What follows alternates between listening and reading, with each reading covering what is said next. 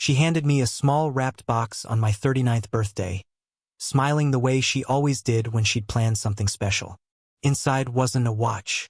It wasn't cufflinks. It was a folded letter, and by the third line I understood it wasn't a card. It was a request for divorce. Alright, let me back up, because this one took 12 years to build and about 12 days to fully unravel, and I want to walk through it properly instead of just jumping to the ending. I'm 39. My wife, I'll call her Farah, is 37. We got married when I was 27 and she was 25, young by most standards, but it never felt rushed at the time. We'd known each other 3 years before that, met through a cousin's wedding in a city neither of us actually lived in, and somehow ended up talking until 4 in the morning at a hotel lobby bar while everyone else had long gone to bed. I run a small architecture firm. Nothing huge, 6 employees, mostly residential and small commercial projects around our city. Farah worked as a pharmacist for the first several years of our marriage, then stepped back after our second child was born to manage things at home, picking up part-time shifts here and there when it made sense. We had 2 kids, Zayn, 11, and Amal, 8. A house we'd bought together 6 years into the marriage, the kind of place that had slowly filled up with the specific chaos of a family. School art projects taped to the fridge, a dent in the hallway wall from a scooter accident nobody fully explained. A garden Farah had built up over years that had somehow become the thing she was proudest of in our whole life together. From the outside, I think most people would have called our marriage solid. Not perfect, we argued about money sometimes, about whose turn it was to handle the kids' school runs, the normal friction of 12 years and 2 children and 2 careers trying to coexist in the same house. But solid. The kind of marriage other couples in our circle occasionally pointed to as an example. My birthday fell on a Thursday that year. Farah had been talking about it for weeks beforehand. Nothing over the top, just small comments about having something planned, and telling me not to make other arrangements for the evening. I assumed dinner somewhere nice, maybe with a few close friends, the way she'd done for my 35th. She kept the kids at her sister's place that night, which struck me as a little unusual, but not alarming. When I got home from the office around 7, she'd set the dining table with candles, made my favorite dish, a slow-cooked lamb curry that took most of the afternoon to prepare properly, and greeted me at the door with a kiss and a small, carefully wrapped box. "Happy birthday," she said, and there was something in her voice I couldn't quite place at the time. Not excitement exactly, something quieter, careful. We ate dinner first.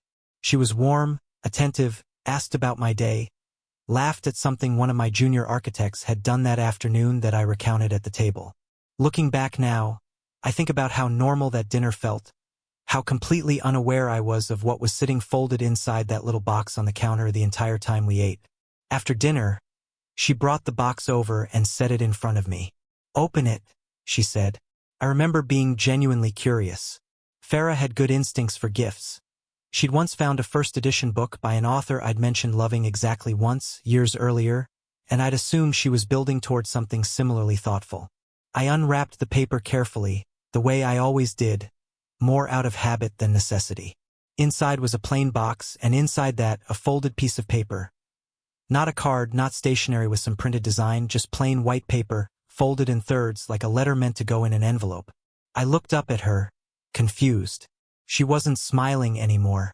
"Read it," she said quietly. I unfolded it. The first line read, "I've spent a long time trying to figure out how to say this, and I don't think there's a good way, so I'm just going to say it plainly." My stomach dropped before I even reached the second line. By the third line, "I want a divorce." The room had gone completely silent except for the sound of my own pulse in my ears. I looked up at her. She was sitting very still, hands folded in her lap, watching my face with an expression I'd never seen on her before.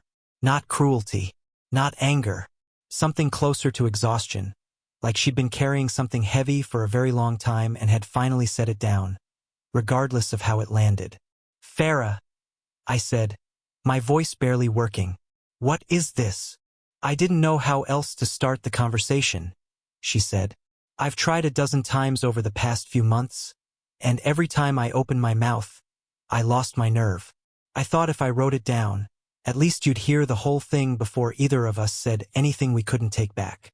I sat there holding that letter in hands that had suddenly gone unsteady, staring at the woman I'd built 12 years of my life around, trying to understand how we'd gone from a birthday dinner with candles to this in the span of a single evening. Is there someone else? I asked. It was the first coherent question I could manage. She was quiet for a long moment. It's complicated, she finally said. But yes, there's someone else. I don't remember standing up, but I remember being on my feet, the letter still in my hand, staring down at her like the floor had shifted underneath me. 12 years, I said. 12 years, Farah, and you're telling me this on my birthday, with a cake still sitting on the counter. Was that the plan? Soften me up first. That's not fair, she said, though her voice had none of its usual sharpness. I wasn't trying to trick you into anything. I didn't know when a good time would be. There was never going to be a good time. I picked today because I knew if I kept waiting for the right moment, I'd wait another year, and another year after that, and nothing would ever actually change. Who is he? I asked. She hesitated, and that hesitation told me more than I wanted to know. His name is Hamza, she said quietly. He's a pharmacist too. We met through a continuing education course about a year and a half ago. Nothing happened for a long time. We were just colleagues. Friends. Eventually. Eventually, I repeated. And when did eventually turn into whatever this is? About 8 months ago, she said. I'm not going to lie to you about the timeline, not after everything. Started slow. Coffee after the course sessions ended. Then it became something else. I sat back down, mostly because my legs didn't feel entirely reliable anymore. The curry I'd eaten 20 minutes earlier sat heavy and wrong in my stomach. 8 months, I said. So for 8 months, you've been sitting across from me at this table, sleeping next to me, letting me plan things with the kids for the summer, and this whole time. I know how it looks, she said.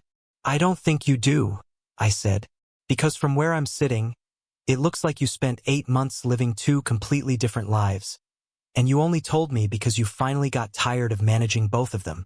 She flinched at that, but she didn't argue with it, which somehow made it worse. I need you to understand something, she said, leaning forward. This isn't just about Hamza. If it was just about him, I could have ended it and never told you, and honestly, some people in my position would have done exactly that. But being with him made me realize how much I've been unhappy for a long time before he was even part of the picture. Years, probably, if I'm honest with myself. I just didn't have the courage to look at it directly until something outside our marriage forced me to. So this is my fault too, I said flatly. I'm not saying that, she said. I'm saying I let myself get comfortable in something that stopped being enough a long time ago, and instead of talking to you about it when I first noticed, I just kept going, day after day, telling myself it was fine, telling myself every marriage goes through quiet stretches. And then Hamza came along, and being around him reminded me what it felt like to actually be excited about someone again, instead of just coexisting with them. I sat there absorbing that, the specific cruelty of being told on my own birthday that I'd become someone she merely coexisted with. What happens now? I asked because I genuinely didn't know what else to say. I want a divorce, she said again, more steadily this time, like saying it a second time had cost her less than the first. I've already spoken to a lawyer just to understand the process. I wasn't trying to blindside you legally. I just wanted to know what our options looked like before I said anything to you. You spoke to a lawyer before you spoke to me, I said, about ending our marriage, before I even knew there was a problem. I know how that sounds. I keep hearing that from you tonight, I said. I know how that sounds. You clearly knew exactly how it would sound, Farah.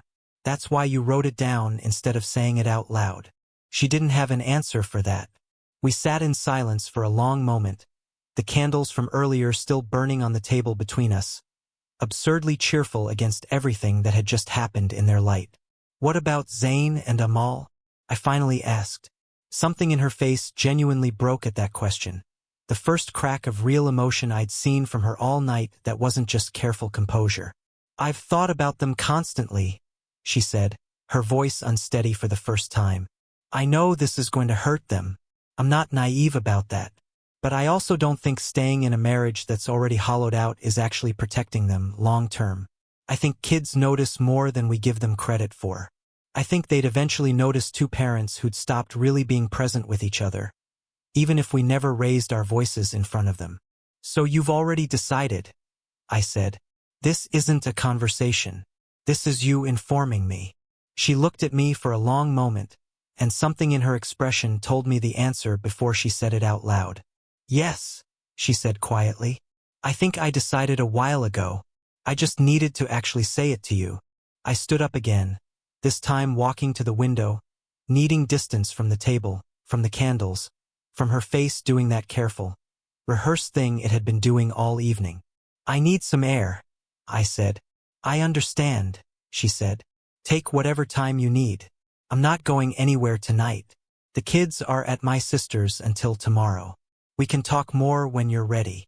I walked out of that house and sat in my car in the driveway for almost 2 hours, not driving anywhere, just sitting in the dark, staring at the same house I'd bought with her 6 years earlier, trying to reconcile the woman who'd handed me a birthday gift 3 hours ago with the one who'd apparently been planning her exit from our marriage for the better part of a year.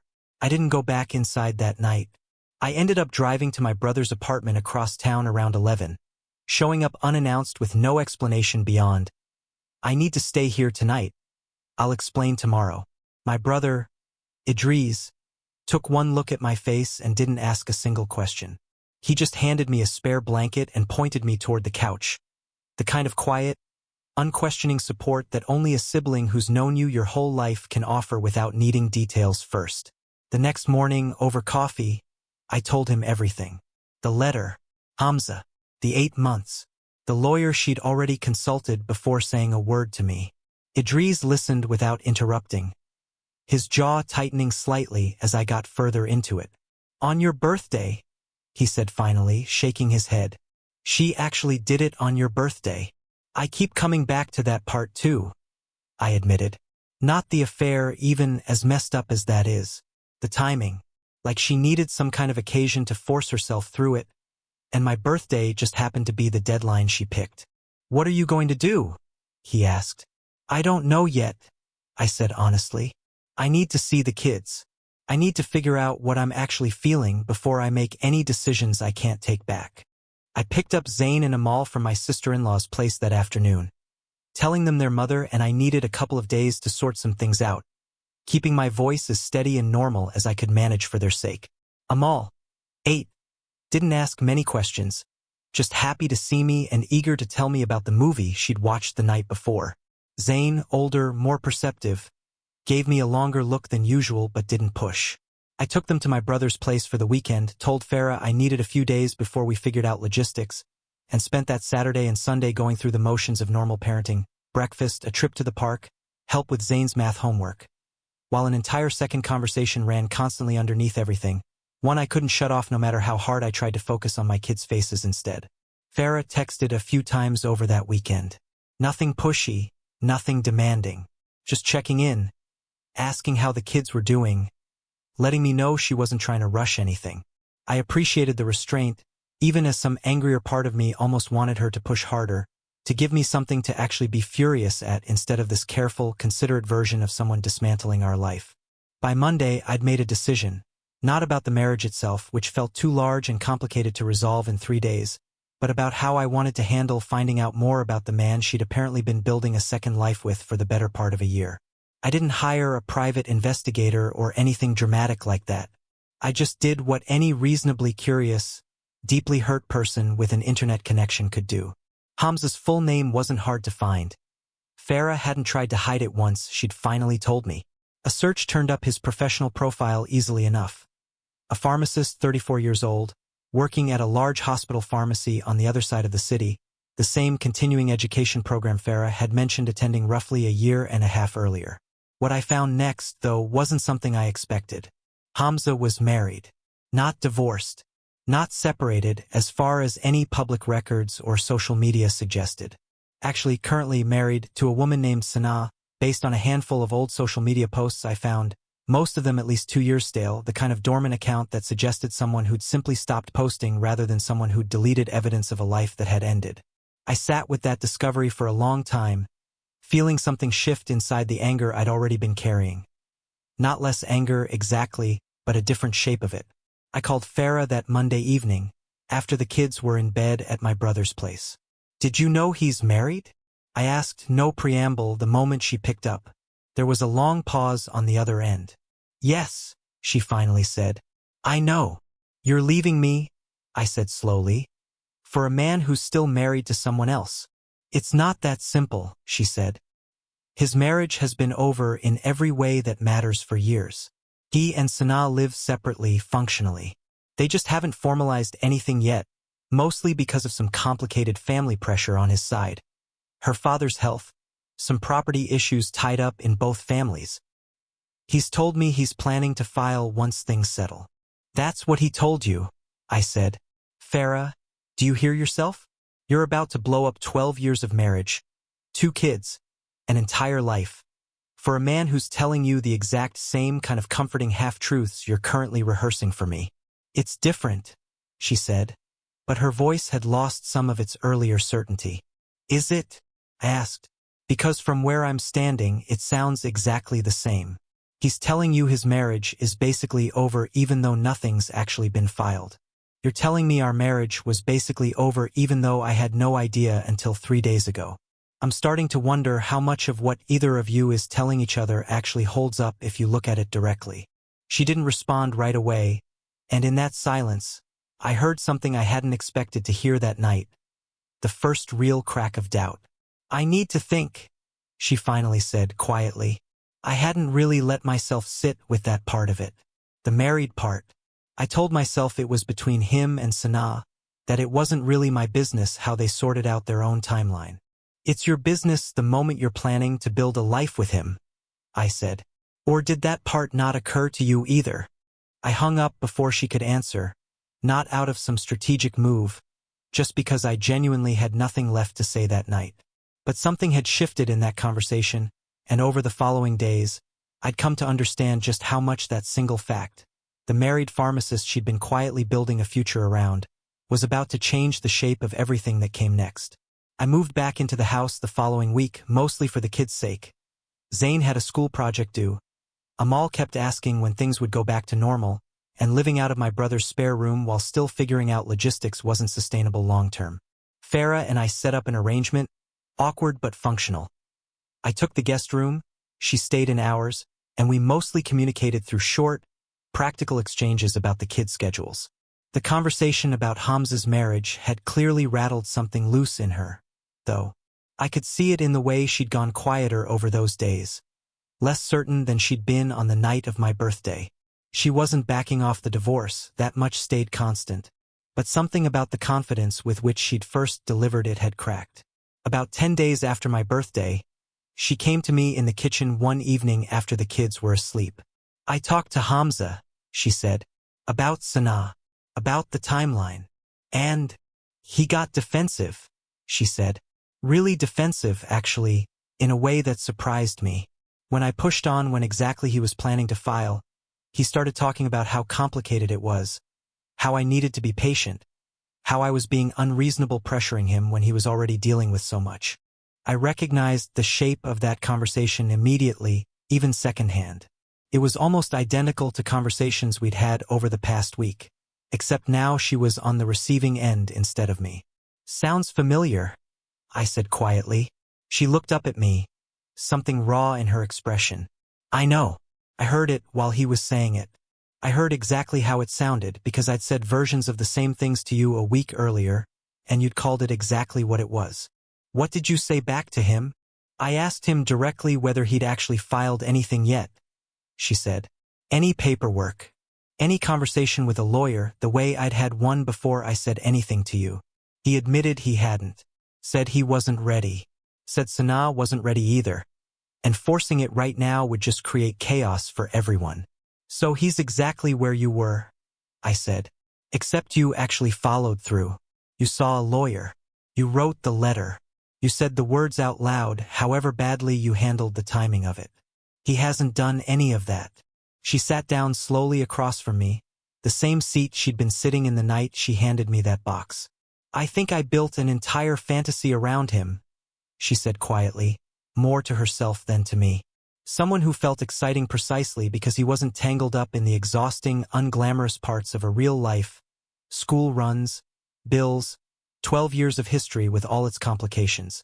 It was easy to feel alive around him because none of the hard parts of an actual life together had shown up yet. I didn't say anything, letting her get to wherever she was going on her own. "I don't know if I still want the divorce," she finally said. "Not because of Hamza, that part I think is already over or it will be very soon. But because I don't actually know anymore if the unhappiness I felt was about you, or about something I lost track of in myself a long time before he ever showed up." I sat with that for a long moment, feeling something complicated move through me. Not relief exactly, not yet. Too much had happened for relief to arrive that simply. "I need you to understand something," I said. "I'm not interested in being someone's backup plan while they figure out if the person they cheated with was actually worth blowing up a marriage for. If you're staying, it can't be because Hamza turned out to be less available than you hoped. It has to be because you actually want to fix whatever's been broken in us for longer than 8 months. "I know," she said. "I'm not asking you to just take me back tonight. I know that's not something I get to just walk back into. I just needed to say the truth out loud, the same way I made myself say the other truth out loud on your birthday. Even if it's messy, even if it doesn't fix anything tonight. We didn't resolve anything that evening. I want to be honest about that. There was no dramatic reconciliation, no tearful embrace that undid 12 days of devastation. But something had shifted, some door that had felt completely, finally closed on my birthday had cracked open again, even if neither of us knew yet whether we actually wanted to walk back through it. Over the following weeks, Farah ended things with Hamza completely. Not quietly, not in some drawn-out ambiguous fade, but directly, telling him she'd made a mistake building any part of her future around someone still legally tangled to someone else, regardless of how he characterized that marriage to her. He didn't take it well, apparently, sending several messages over the following days that ranged from apologetic to accusatory, before finally going quiet. I found out much later, through a mutual acquaintance in the pharmacy world, that Hamza and Sanaa were, in fact, still together almost a year later, not because their marriage had been thriving the whole time, but because, as it turned out, most of what he told Farah about its status had been significantly exaggerated to make himself seem more available than he actually was. I didn't feel vindicated hearing that, exactly. Mostly I just felt tired, the specific exhaustion of having a suspicion confirmed that you'd rather have been wrong about. Farah and I started couples counseling about a month after my birthday. Her suggestion, which surprised me, given how unnaturally she'd handled communication up to that point. Our first session was mostly silence, punctuated by both of us trying to explain, to a stranger, things we'd never fully explained to each other. The counselor we ended up seeing was a woman named Dr. Rashida. Calm and direct in a way that neither of us particularly enjoyed in the moment but that both of us, later, came to appreciate. She didn't let either of us hide behind vague language. When Farah described feeling distant from me over the past few years, Dr. Rashida pushed for specifics. Distant how, since when, what did that distance actually look like day to day?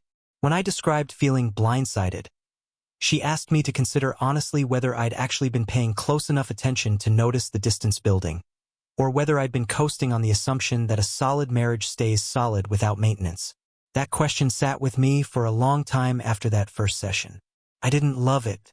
I wanted badly for this whole thing to be entirely Farah's failure. Her affair, her secret lawyer consultation, her carefully planned birthday reveal. And a significant part of it was hers, undeniably. But sitting in that office, forced to actually examine my own side of 12 years, I had to admit some uncomfortable things to myself. I'd gotten comfortable too. Somewhere around year 8 or 9, I'd started treating our marriage the way I treated a well-built structure, assuming that because the foundation was solid, it didn't need regular attention anymore. I'd stopped asking Farah real questions about how she was actually doing, settling instead for surface-level check-ins that let both of us avoid anything uncomfortable. I'd buried myself in the firm during a stretch when it was expanding, working longer hours, telling myself I was doing it for the family's financial security, not fully registering how much of the actual day-to-day weight of raising Zayn and Amal had quietly shifted onto Farah during those years. None of that excused what she'd done. I want to be clear about that because I think it's easy, in hindsight, to smooth over real betrayal into some tidy narrative where both people were equally at fault and nobody really did anything wrong. That's not what I'm saying. She lied for 8 months. She consulted a lawyer before she consulted me. She chose to build something with a man who was, by his own eventual admission, still legally and functionally married, and she'd known that detail the entire time, even if she tried not to look at it directly. But understanding my own contributions to the distance that made an affair feel appealing to her in the first place. That mattered too, separately from assigning blame for the affair itself. We kept going to those sessions weekly for months. Slowly, carefully, we started rebuilding pieces of actual communication that had eroded over years without either of us fully noticing. Farah told me things she'd apparently been sitting on for a long time. Feeling invisible during the years I was building up the firm, feeling like she'd lost track of who she was outside of being a mother and a wife, resentments she'd never voiced because she didn't want to seem ungrateful for a genuinely comfortable life. I told her things too, how her stepping back from full-time pharmacy work had left me feeling like I was solely responsible for our financial security in a way that quietly terrified me some nights, how I'd interpreted her growing quietness over the years as contentment rather than what it apparently actually was, which was a slow, unaddressed unhappiness building underneath a functional-looking marriage. It wasn't a fast process. I won't pretend the 12 days between my birthday and my discovery about Hamza's marriage somehow resolved into 6 easy months of healing. There were setbacks. Nights where the anger came back full force, usually triggered by something small. Finding an old photo from around the time the affair had apparently started. A comment from one of the kids that accidentally referenced a period I now understood differently than I had at the time. About 4 months after my birthday, I asked Farah directly whether she regretted telling me the way she had. The letter, the timing, wrapping something devastating inside a birthday gift. She thought about it for a long moment before answering. "I regret how it landed," she said. "I regret that you had to associate your birthday with the worst night of our marriage for the rest of your life. But I don't regret telling you the truth, even badly. I think if I'd kept managing 2 lives quietly forever, the eventual collapse would have been so much worse for everyone, especially the kids. At least this way, even though it was brutal, we actually had to look at everything directly instead of letting it rot underneath a marriage that looked fine from the outside." I understood that, even as some part of me still flinched thinking about that little wrapped box. The careful way she'd set it in front of me, the candles still burning while I read the worst sentence of my adult life. Zayn and Amal, for their part, never fully knew the details. We made a deliberate choice, with Dr. Rashida's guidance, to shield them from the specifics of the affair while being honest, in age-appropriate terms, that their parents had gone through a very hard period and were working through it together in counseling. Zayn, older and more perceptive, clearly sensed more than we told him directly, but he never pushed for details, and eventually the tension in the house genuinely started to ease enough that even he seemed to relax back into normal 11-year-old concerns instead of quietly monitoring his parents' every interaction the way he had those first few months. By the time our first anniversary after that birthday rolled around, we were in a strange, fragile place, not fully healed, not back to whatever version of normal we'd had before, but genuinely trying, in a way that felt more honest than most of the 12 years leading up to it. I want to be careful here not to make this sound like some tidy redemption story, because it wasn't tidy, and there were stretches where I genuinely didn't know if we'd make it through. There was a particularly bad week around the 6-month mark where I found myself, late one night, rereading that folded letter. I'd kept it, oddly, tucked in a drawer in my study, unable to throw it away even though looking at it made my chest tighten every time. I sat there rereading those first devastating lines, feeling the whole thing crash back over me fresh, and I remember thinking seriously, for the first time since the counseling had started, about whether staying was actually the right call or whether I was just avoiding the harder, cleaner decision to end things and rebuild separately. I brought that to our next session with Dr. Rashida, laid it out honestly, the doubt, the late-night spiral, the fear that I was choosing reconciliation out of exhaustion rather than genuine belief that we could actually get somewhere real. "That's a fair thing to sit with," she said. "Not every marriage that survives an affair should survive it. Sometimes the honest answer after doing the work is that too much damage was done, or that the underlying issues run too deep to actually repair. The fact that you're asking the question seriously instead of either blindly staying or blindly leaving tells me you're actually doing this the right way, even if it doesn't feel clean." That session gave me permission, in a strange way, to keep evaluating things honestly instead of assuming that starting counseling meant we were locked into staying together no matter what. That permission, oddly, made it easier to actually commit to the process because I wasn't white-knuckling my way through some obligation. I was genuinely, continuously choosing it session by session, based on whether it still felt like the right choice.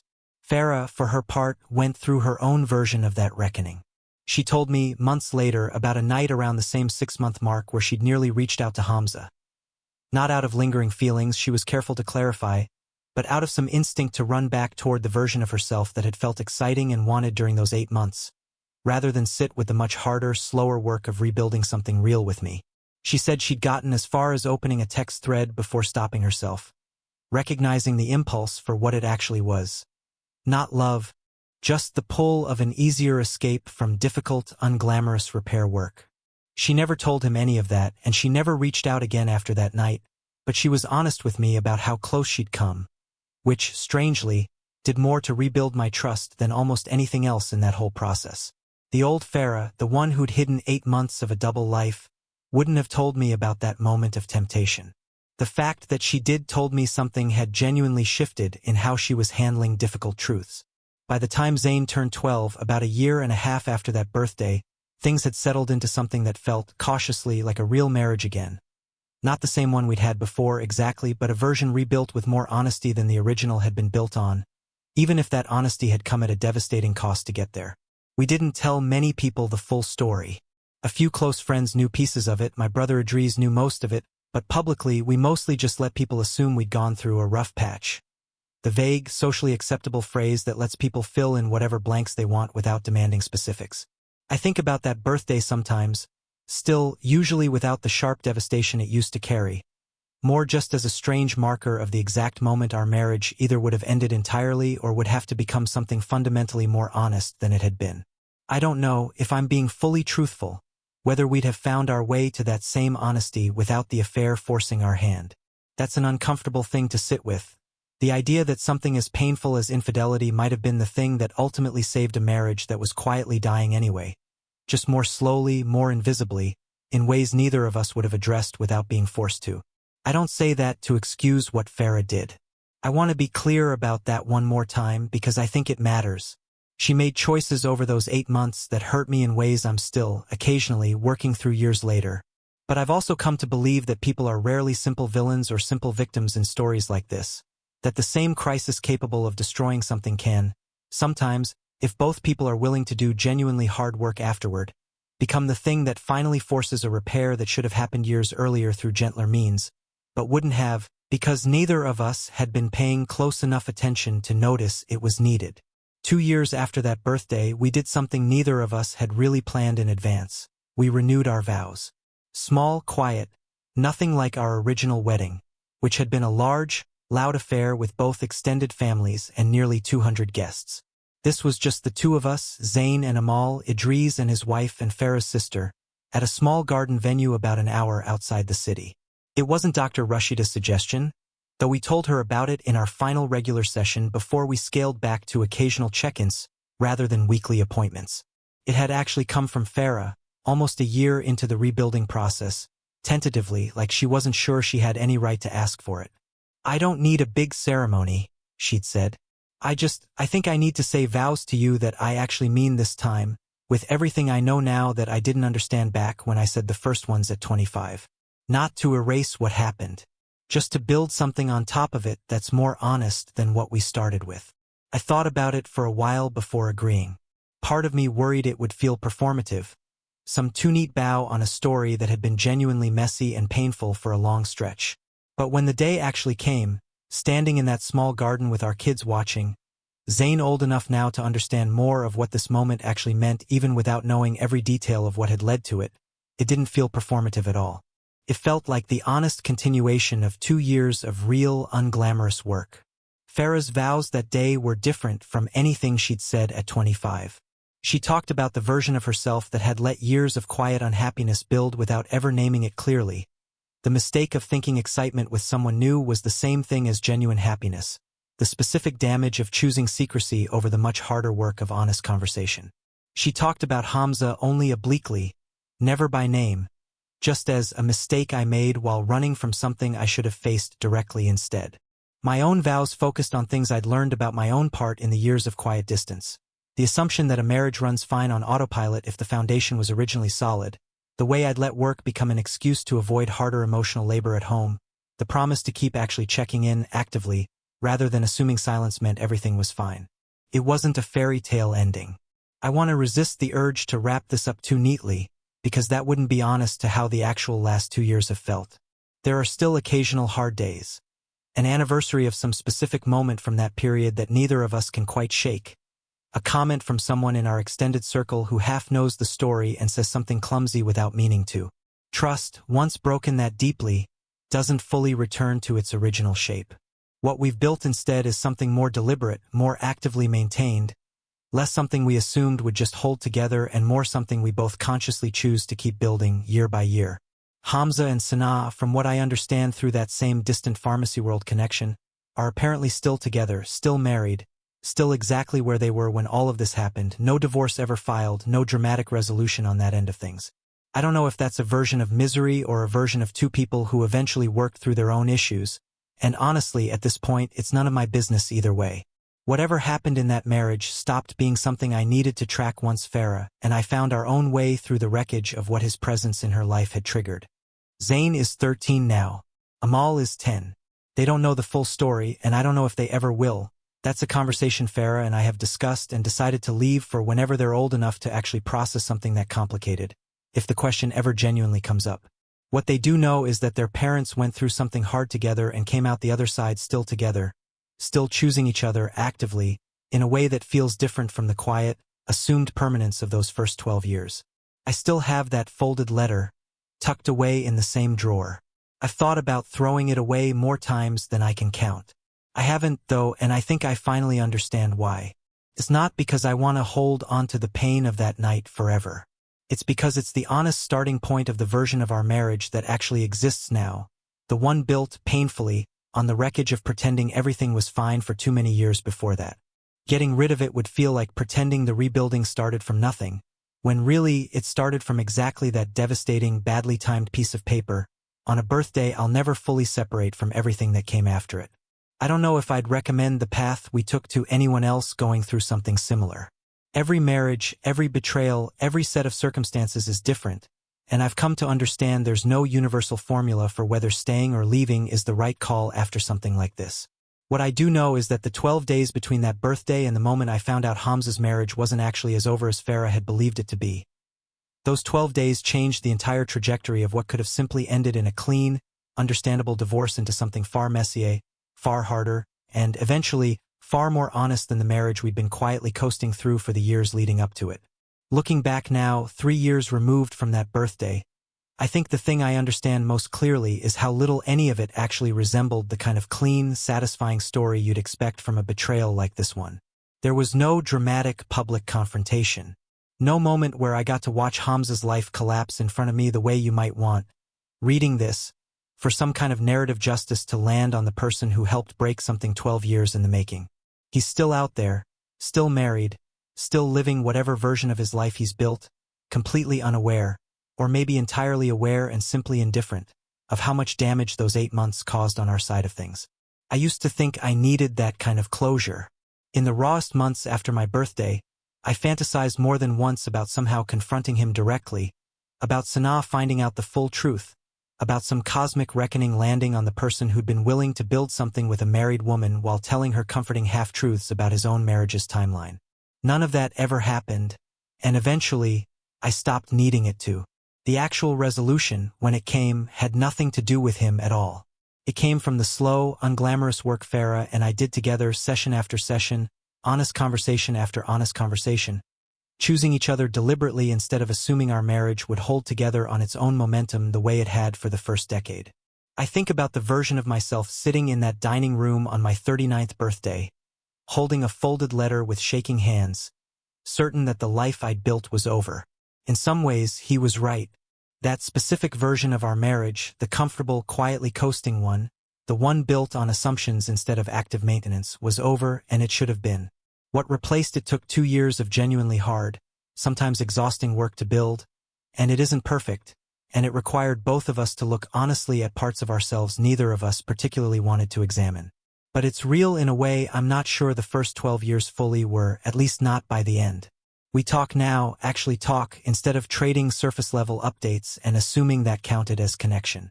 Farah went back to pharmacy work full-time about a year ago, Something she says has genuinely helped her reclaim a sense of herself outside of the roles of wife and mother that she'd quietly lost track of somewhere in the middle of our marriage.